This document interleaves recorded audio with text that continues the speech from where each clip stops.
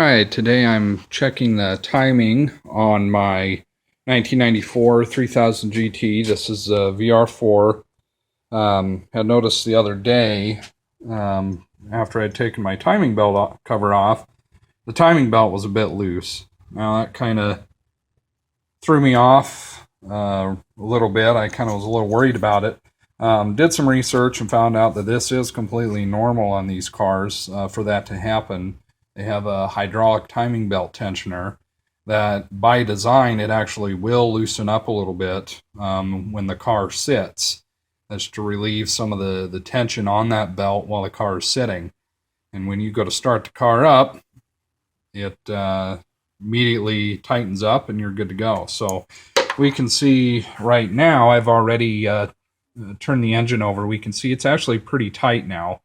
Before, I wish I would have got a before picture of this. It definitely was more loose than it is now. So what you can do if you're worried about this, if you find this, is just you can click your start over a little bit. It's kind of the easiest way, and then just come in here and check to make sure the belt is tightened up.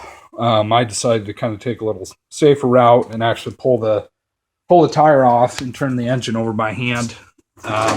You just use a 1/2 inch drive socket extension. Probably, I think you need at least about a 4-inch extension to get in there. A little bit longer would be nice. I think I had a 4-inch that worked, but you basically just turn it over until, a few turns and it tightens up right away. You'll notice the belt get tight. So that's good. That's good news for me. Now, obviously, if this belt were to be really loose, then your tensioner is probably completely failed, and you definitely wouldn't want to go in and replace the entire belt, the tensioner, the water pump, and the idle pulley in there as well. They actually do make a replacement tensioner for these cars. It's actually it's not a hydraulic tensioner. It's just basically a stiff tensioner. Then you don't really have to worry about the timing belt coming loose. But if you stick with the OEM route, just get a Mitsubishi tensioner, the hydraulic tensioner. You shouldn't have any problems with that. But luckily, that's something I'm not going to have to do. I was kind of halfway planning on it after I found the timing belt as loose as it was. But the other thing I did while I was in here is actually check the timing itself. I wanted to make sure I hadn't skipped any teeth. I wanted to make sure everything was still in line from a timing perspective. So I'll just show you real quick how to do that. Might shut my light off here, make it a little easier. So we can see on our cam pulleys here, there's our cam gears. We have the timing marks with the little white dots on the left and the right. And what you can see back in the valve cover is, if I can get in there, get to focus here. There we go. You can see the actual tick marks there on the valve cover, and what you basically do is just crank the engine over by hand real slow. You always want to go clockwise when you're turning this thing over.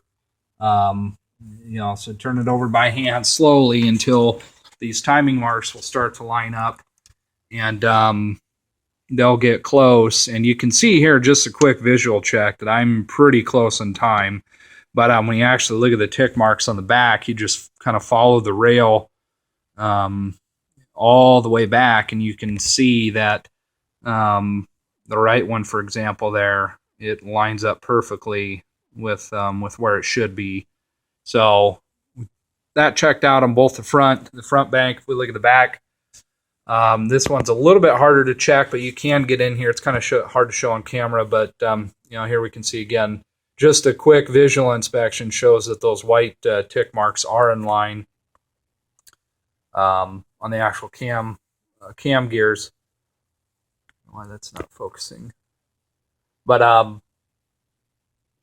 so yeah, everything checked out from a timing perspective. So I'm going to go ahead and put everything back together. Luckily, no problems this time. But like I said, these cars, they're known to the hydraulic tensioners on these are supposed to be replaced every 60,000 miles, along with the timing belt and all the other components. So, but we can see after I turn this thing over, it's good and tight now. So it's something I'll continue to monitor, but shouldn't have anything to worry about now. So, all right, that's it.